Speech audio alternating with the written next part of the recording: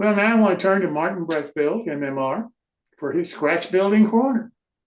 Martin, welcome. Thanks, Jim. We'll start something new tonight. Yeah, something new tonight. We built two cars. Let's go back to building a structure. Here's our starting point, a pile of stuff. We've got clabbered from Northeastern and Kapler and God knows, probably some Midwest mixed in there just for fun. I don't really care where I get it from. I'll mix and match it however it works best for me. I'm not married to any particular source. I'm more connected to the source that actually supplies me with what I want today, as opposed to later. 3 or 4 types of windows, a couple of different types of doors, some chimneys. These are interesting ones over here in the corner. These are actually 3D printed ones. I found those on eBay. I have no idea what they're going to work out like. So I will frequently just buy stuff to try just for the fun of it, for the adventure. So it may or may not actually ever get used. It'll sit in the filing cabinet, the parts bin for years, and then it'll find a use later. So that's the first slide. Well, that doesn't seem right. Maybe it is. That's surprising. Okay, well, that's the front and the back walls. This is going to be a house of some sort. There's the front door, front 2 windows, front wall. The back wall is missing the middle section because there's going to be an addition tacked on in between those 2 sections. That's the back door. So much to my surprise. So there's, you can see I've pieced together various scraps of clapboard as well. Various different types, different vendors. You can see the different coloration. It doesn't matter once it has paint on it. It all looks the same then. 2 side walls. And I'm not sure which one is which at this point. We'll find out later when I get them assembled. And that's just some Grant Line windows I had too many of, apparently, in a bag. I don't even know what the part number is for them because they were stuck in a Ziploc bag, a handful or 2 of them.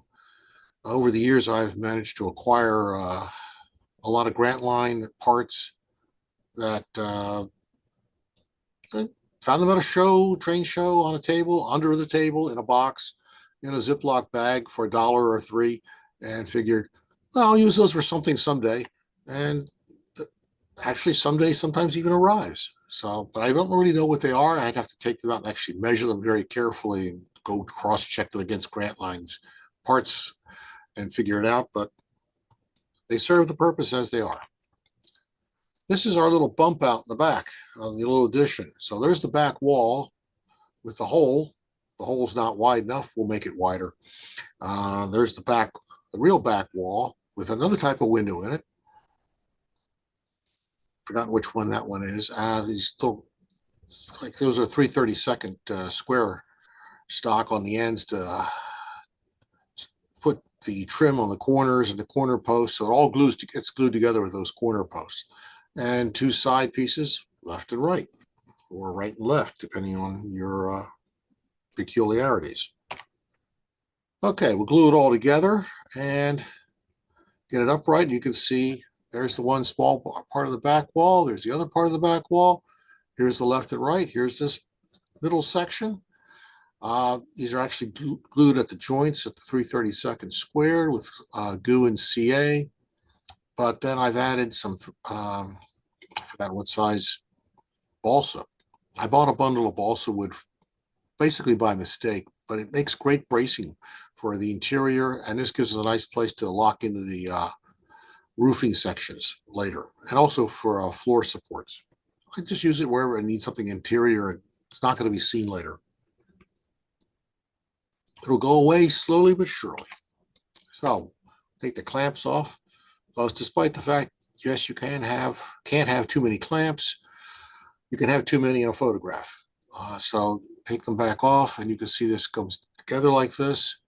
There'll be a little piece of wood that actually fits across in here, and roof will actually get mortised into this and lock into place.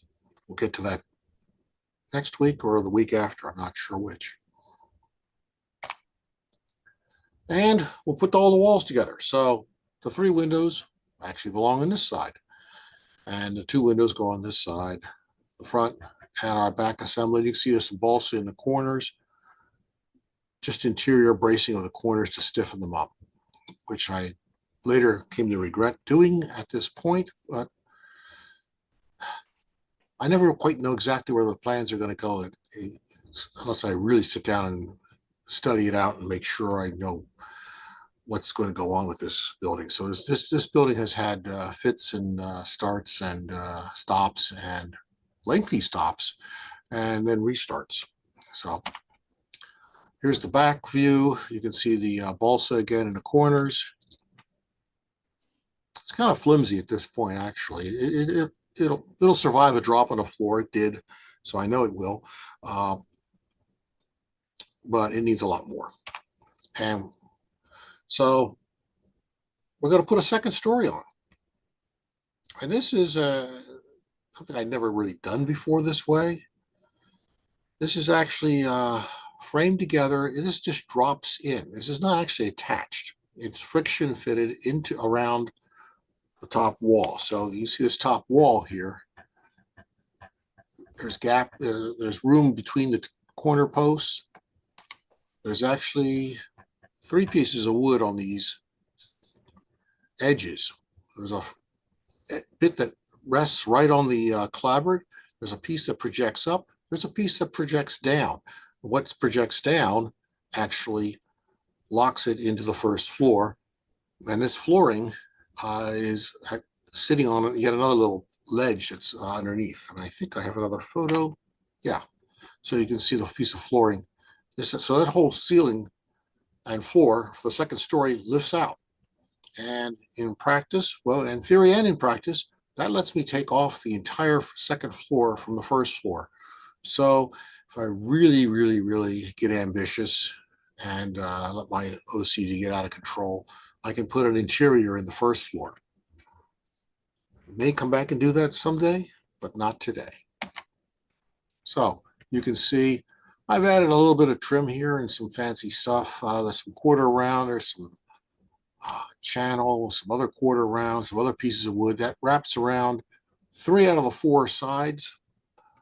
The back of the house gets a plain section of wood because it's the back of the house. So the money faces out front so the neighbors can see your affluence.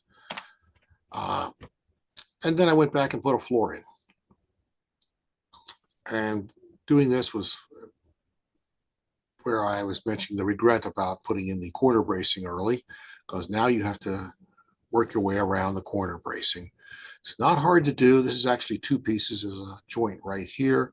So it's 1/32 thick basswood, sheet basswood. Cut out the corners, drop it into place. There's some more also underneath this, and that this is resting on. And you fit the other piece in, snap it into place. And what actually holds this in place is a little bit of friction more than anything else. It just literally snaps into place.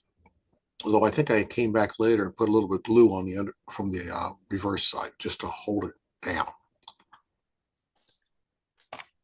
And we're going to stop there. That was 12 or 13 slides. That's where I draw my line. So I don't talk all night. So any questions, scream them out now. Martin, can't thank you enough for another great segment on scratch building. Yep, we'll do this house probably most of the month. Okay. And then I've got at least 2 more cars lined up to build, sitting in the sidelines, waiting for their moment of glory on the glass plate.